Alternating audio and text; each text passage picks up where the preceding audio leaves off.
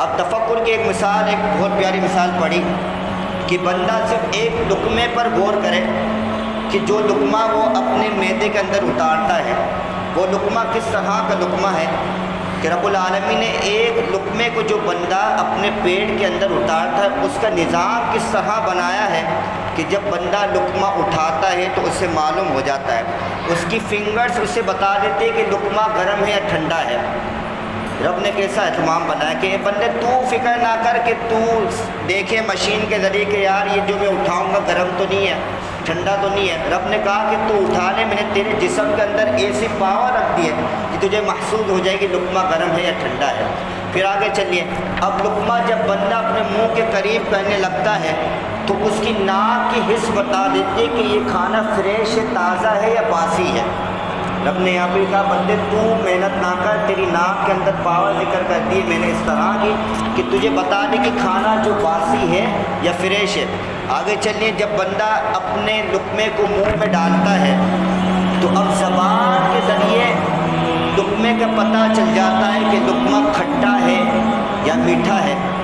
یا مسالے والا ہے۔ یہ تمام چیزیں رب العالمین نے زبان کے ذریعے بیان کر دی۔ اس میں بھی بندے کو کہ تجھے محتاج، تجھے کسی چیز کی حاجت نہیں، نہ کسی چیز کی تجھے پرواہ، بس تو لقمہ اٹھا زبان پہ لگا لے۔ اب آگے چلیے، رب العالمین نے کہا اب لقمہ بھی اتارنا ہے۔ جب بندہ چبانے لگتا ہے تو رب العالمین نے دانت اس کے ایسے بنائے کہ بتا دیتے ہیں کہ لقمہ سخت ہے یا نرم ہے، کہ جو بندہ اپنے معدے کے اندر اتار رہا ہے کہ وہ سب چیز تو نہیں ہے، وہ تجھے دانت بتا دے گی، تجھے دانت نے بتا دیا تو اس لقمے کو باہر نکال سکتا ہے۔ اب لقمہ چلا گیا چل پیٹ کا، اب ایسا لقمہ چلا گیا جو ثقیل ہے، بھاری چیز ہے، جو معدے کے لیے اچھی نہیں تھی، جو تمہاری پاور ہمارے جسم کے لیے درست نہیں تھی۔ تو رب کہتا ہے کہ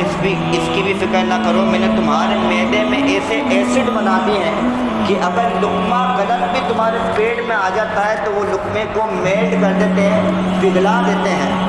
تو وہ لقمہ بھی تباہ و برباد ہو جاتا ہے، ڈسٹرائے ہو جاتا ہے، اور تمہاری باڈی کو نقصان نہیں دیتا۔ پھر اس کے آگے اب اس لقمے کو نکالنا بھی کیونکہ وہ خراب چیز آ گئی پیٹ کے اندر۔ اب رب العالمین نے بندے کے جسم میں ایسا پروسیسر بنا دیا ہے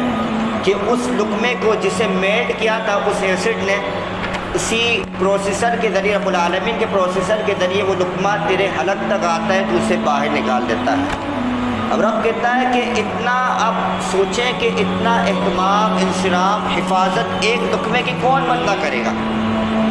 نہیں مشینیں کر سکتی ہے۔ اگر بندے کو کہا جائے کہ تو ہی حفاظت کر، جو لقمہ تو اتار رہا ہے خود ہی تو دیکھ، چیک کر، مشینوں کے ذریعے، ایسڈ کے ذریعے چیک کر، گرم ہے، ٹھنڈا ہے، میٹھا ہے، گرم ہے، سب دیکھ کس طرح کا ہے۔ رب نے کہا کسی چیز کی تجھے ضرورت نہیں ہے، میں نے تیرے جسم کے اندر ایسی پاور رکھ دی کہ تیرا جسم بتا دیتا ہے۔ رب نے تمام چیزیں بیان کر کے فرماتا ہے، رب اللہ اکبر، آگے رب نہیں بیان فرماتا، مطلب انسان نے جب اس بات پہ غور کیا تو کہتا ہے کہ رب نے تمام چیزیں اپنے ذمہ کرم پہ لے کر رب کہتا ہے کہ بندے اب تجھ سے صرف اتنا سا کام ہے، بس تو یہ دیکھ لے جو لقمہ تو اٹھا رہا ہے وہ حلال کا ہے حرام کا، بس تو یہ دیکھ لے جو لقمہ تو منہ تک لائے گا وہ تو نے حلال سے کمایا ہے یا حرام ارننگ سے تو نے کمایا ہے۔ اور وہ بندہ اس میں بندہ صرف اس کام میں بندہ ناکام ہو چکا ہے اور حرام لقمے کو اپنے پیٹ میں اتار رہا ہے اور اپنے جسم کو حرام سے پلا رہا ہے۔ تو اس طرح رب العالمین نے تفکر کو بھی عبادت ذکر کیا۔ تفکر کرنے میں ہم کیا رب العالمین کی حکمت پر غور کر رہے ہیں، اور یہ بھی ذکر ضروری نہیں ہے ذکر صرف اللہ کی ذکر کے ساتھ ہو۔